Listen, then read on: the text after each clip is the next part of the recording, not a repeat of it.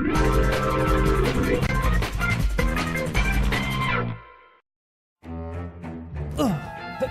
Monty. Hey, Miles. How you doing? Pretty good. What you doing?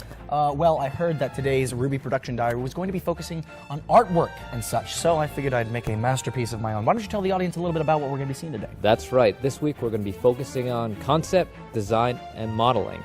We're also going to be taking a look back at Velvet Scarlatina's battle gear design, taking it from concept to modeling and to places unknown. We're really trying to cram art into every second of today's episode, which is why I made this.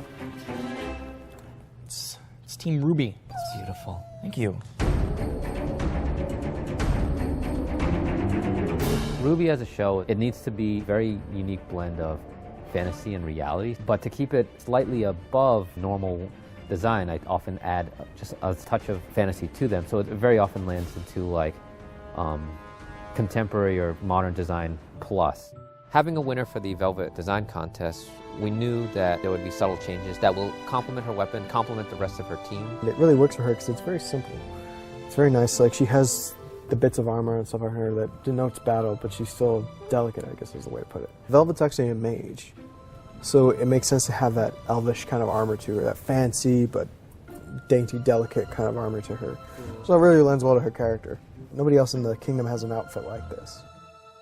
The only thing we changed is the color, because we wanted to have her a warmer air about her, so we changed it from green to a brown. In considering the rest of her team, I needed something that matched it more. And also, although I really liked the original color scheme, it was a little too bright for her. We can build on simplicity. We can make, and if that simplicity at the beginning is great, then there's very little that we do with it. It sustains these minor changes that none of the designers could have anticipated. It's like we know what the character is, we know where we want it to go, we know what she wields. Yeah, we loved where it was going, so it was just taking us to go, all right, what can we do to just push it just a bit more to make her what we think of Velvet and what we think she's going to be. So next up, we'll be taking this process into actually making the 3D model, which I'm actually, it's all happening right over there. And Right now I'm working on the Velvet model. We get a concept for the character, so most of it's already there for us. We just have to translate that into 3D, but it's a 2D image, so when we bring that into 3D, we have to make sure that from every angle that character comes through. Now that I've laid out all the polygons onto a flat surface, I am coloring those polygons in Photoshop.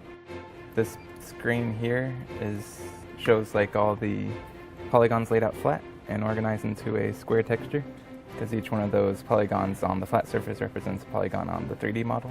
That way I can just paint on them in a flat image, and that'll transfer over to the 3D model, and it'll take all the color information from that texture, that flat texture, and show it on the 3D model. when you look at a design, you have to take into consideration the fact that this person will also be moving. I'd even say to the non-winners of the Velvet Design Contest, there weren't losers. There were a lot of winners among them, but there could be only one we choose.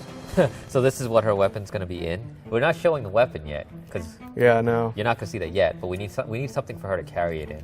Her weapon is in a case. Yeah. Maybe give me that case right now, just maybe a little thinner. I don't know, it's just like, feels unwieldy. Yeah, that's right.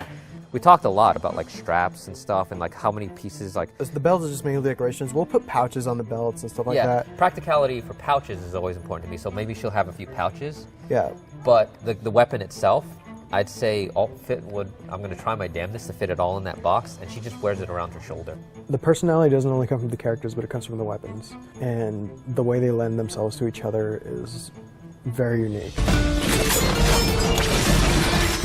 So weapons tend to be a pretty big part of RWBY. People were able to identify very early on unique aspects of some of the weapons. One of the earliest ideas I had was a giant, like, high-caliber sniper rifle with a blade attached, where it would use the kick, and when firing the scythe, whilst the blade is hooked on an enemy, the kick from the gun would just, take that blade and just like pull it through an enemy. Whoa! Is that a scythe? It's also a customizable, high-impact sniper rifle. The first version of the sniper scythe was very similar to one of those giant sniper rifles you see in modern day. I was like, well, if I just attach a blade to this, I'm gonna get what I want. The final version of Crest and Rose that you see, I took the barrel end of it and turned it sideways because it matched the vertical shape of it more. And so in its open form, it looks like this. In its neutral form, it folds up to about this. You know, and when I think of the 4 girls as a team, I almost look at it as if we're an RPG. So they complement each other in that they fill out a bunch of different classes that I would want on my RPG team. People are going to see some familiar locations that we visited in Volume 1, but we've already updated the look a little bit further. The world of RWBY as a whole has evolved since last volume. It's going to be kind of neat to see what everybody thinks about that. When we had the need to have a concept artist for environments, I had one person in mind, and it was Christina. This year, you're art director because we need a lot more hands-on, and the environments are looking so much better now. I work one-on-one, mostly with the modelers. It gets the job done really quick because I could see their progress. And then I can ask them to do a really quick color change. If that's not working, they can change it. And I learned a lot from just seeing how the modelers work too, and then how they can work with me so they don't have to do like too many big changes. Now that you're awake, we can officially begin our first order of business. Decorating! My job is to model and texture anything that doesn't have to do with characters or creatures. So basically all buildings, some of the vehicles. RWBY hits a very unique note where it's an anime-esque show where everything's done in 3D. So I kind of have to like find an area where the art can actually sustain the concept. Just communicate very, very simply. Yeah. Not too much distraction in the background, because I like to, in my environment, I like to communicate more with just silhouettes and shapes.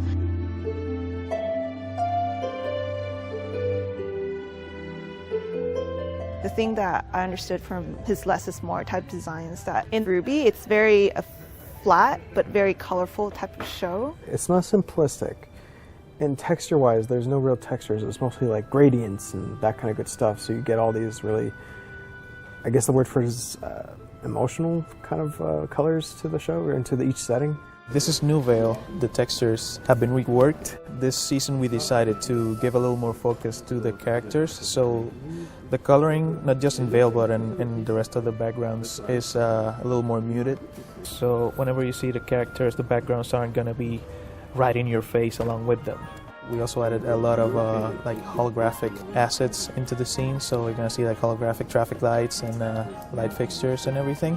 So there's different sections of Veil that we can get into. Like I think we saw it last year when Torchwood pulled up a map of Veil.